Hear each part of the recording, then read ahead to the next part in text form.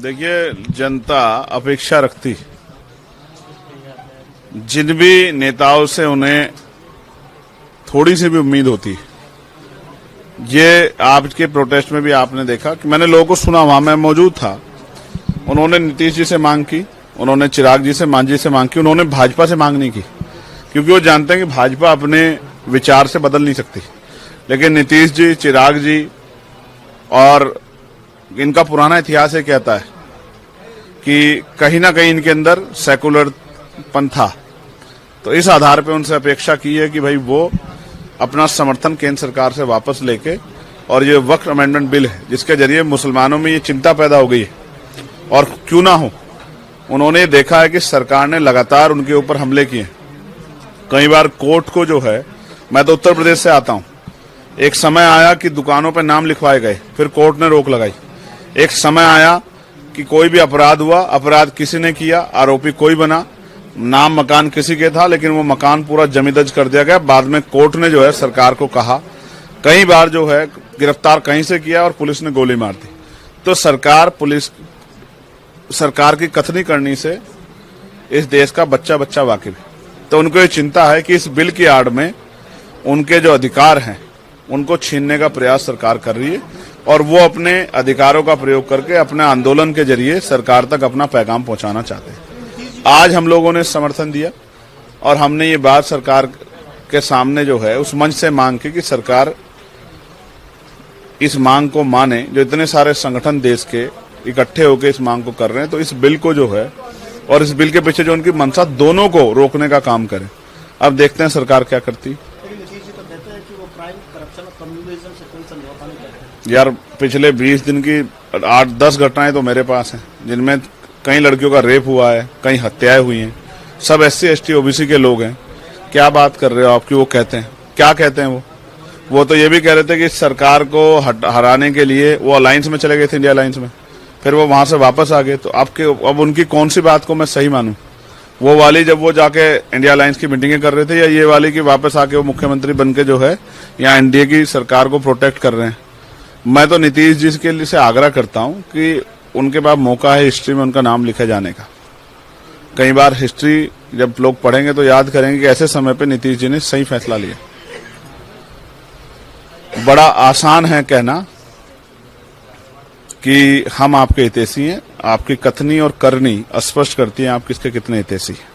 आज जो हालात हैं, मैंने तो उस मंच से अपनी बात खत्म करते हुए कहा है कि जब तक ना बदले जालिम हुकूमत के मिजाज, एहतजाजो एहतजाज एहतजाज, ये तब तक जारी रहेगा जब तक जालिम हुकूमत अपनी गलत सोच को बदलने देती। अब तो सौगातें मोदी के नाम से ईद के अवसर पे मुसलमान गरीब मुस्लिम को दिया जा रहा है, दी जा रही है, कहा जा रहा है ये सिंबलाइज करता है कैसे सबका साथ सबका विकास होता है। सियासत इस कदर आवाम पे एहसान करती है, पहले आंखें छीन लेती है, फिर चश्मा दान करती है। इधर एक तरफ वक्फ के जरिए सब कुछ छीनने काम कर रहे हो, उधर दूसरी तरफ ईदी देने की बात कर रहे हो, धार्मिक आयोजनों पर रोक लगा रहे हो, नमाज पढ़ने तक के अधिकार को आप, एक सायरन बज के थोड़ा सा वो फायदा हो जाता है, उस सायरन तक पे आपने रोक लगवा दी और आप ईदी देने की बात करते हो। क्या कमाल की बात करते हो। मैं जितना जादूगरी का खेल भारतीय जनता पार्टी करती है, शायद ही कोई पार्टी भविष्य में कर पाए इनका मुकाबला। सर, आप यूपी से आते हैं, महाकुंभ में देखा जा रहा है कि जो मरने वालों के परिवार जन हैं, कई अभी तक वो कंपनसेशन का वेट कर रहे हैं। कितने लोगों को अभी तक कंपनसेशन? यार, मुझे डर है तुम्हारे घर पे ईडी का छापा ना पड़ जाए। ईडी, इनकम टैक्स वाले मेरे यहां से पहुंचने के बाद तुम्हारे घर ना पहुंच जाएं, ऐसी खबरें मत चलाओ। 1800 से ज्यादा लोग मिसिंग है, 1800 से ज्यादा। ये खोया पाया का डाटा है, और सरकार ने 30 लोगों की लिस्ट लगा के वहीं बात खत्म कर दी। मैं तो वहीं से रहता हूं, मेरी तो जानकारी में लोगों के सामने शर्तें रखी गई कि डेड बॉडी तब मिलेगी जब आप ये कहोगे कि ये नॉर्मल डेथ हुई है, और तब आपको डेड बॉडी मिले, वरना यहीं कर देंगे अंतिम संस्कार। किस तरह से लोगों को खून के आंसू रोने के लिए मजबूर किया गया है। जब मैं इस बात को कहूंगा तो सरकार कहेगी कि मैं जो भव्य कुंभ किया मैं उसका विरोध कर रहा हूं। मैं किसी का विरोध नहीं कर रहा, लेकिन अगर किसी के जन हानि होगी किसी भी कार्यक्रम में तो उसका जवाब सरकार से मांगना पड़ा, क्योंकि सरकार ने बहुत मोटा पैसा कुंभ के आयोजन में लगाया था और विश्वास दिलाया था कि आयोजन भव्य होगा, लेकिन वहां इतने लोग मिसिंग है, इतने लोगों की जान चली गई, इसका जवाब भी तो सरकार ही देगी। 29 लोगों ऐसा थोड़ा ही कि भाई जो अच्छा वो आपका और जो बुरा वो किसी और के पल्ले। सरकार आपकी, आप ही को जवाब देना पड़ेगा ना। 29 लोगों में भी कई लोग कॉम्पनसेशन नहीं मिला है। मैं फिर आपसे कह रहा हूं, देना ही नहीं है ना। इनकी बातों में आके हमारे SC ST OBC के लोग मन में ये संकल्प लेके कि हमारी जीवन में मुक्ति मिलेगी, वहां चले गए।